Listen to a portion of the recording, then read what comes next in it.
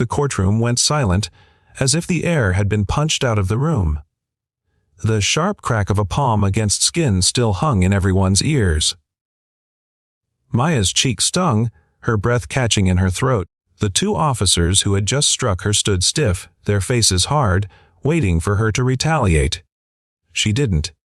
Instead, she slowly straightened her back, adjusted her jacket, and turned her gaze toward the bench. She had been here before, too many times. Not as a criminal, but as a social worker, advocating for mothers who couldn't afford lawyers, for children whose voices were drowned out by the system. Today was supposed to be simple: testify for a client, make her case, and leave, but it had escalated when she questioned why a mother's plea for a reduced sentence had been ignored. The bailiffs told her to sit down, then to leave. She refused. When one grabbed her arm, she pulled back. The slap came next. The judge had stepped out just minutes before, leaving the courtroom in a lull. Now, with everyone frozen, Maya did something no one expected. She walked calmly to the empty bench and sat down. At first, the room was stunned into silence. "Mom, get down," one of the officers ordered, but there was hesitation in his voice. Something about Maya's posture, the quiet authority in her eyes, made the room pause. She didn't shout, didn't cry, didn't beg. She simply said, "This court will be in session." The absurdity of it might have made someone laugh, but no one did. A woman in the back, one of Maya's clients, clutched her chest, tears running down her face. For a moment, it felt like justice had a chance to breathe.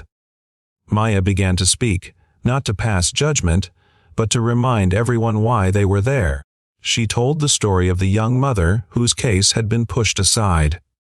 She spoke of the boy who had been in foster care since infancy, waiting for a decision that never came. Her voice grew steadier with every word, and slowly, heads began to nod. Even the clerk stopped shuffling papers and just listened. One of the officers shifted uncomfortably. The other lowered his gaze. The tension in the room began to break, not with anger, but with something closer to shame. People weren't just seeing Maya, they were seeing themselves, their silence, their complicity. Then, the real judge returned. He stopped in the doorway, confusion washing over his face as he took in the scene, Maya on the bench, the officers subdued, the room riveted. "What is going on here?" he asked, but there was no thunder in his tone, only curiosity. Maya stood, her hands trembling now, but she didn't step away immediately.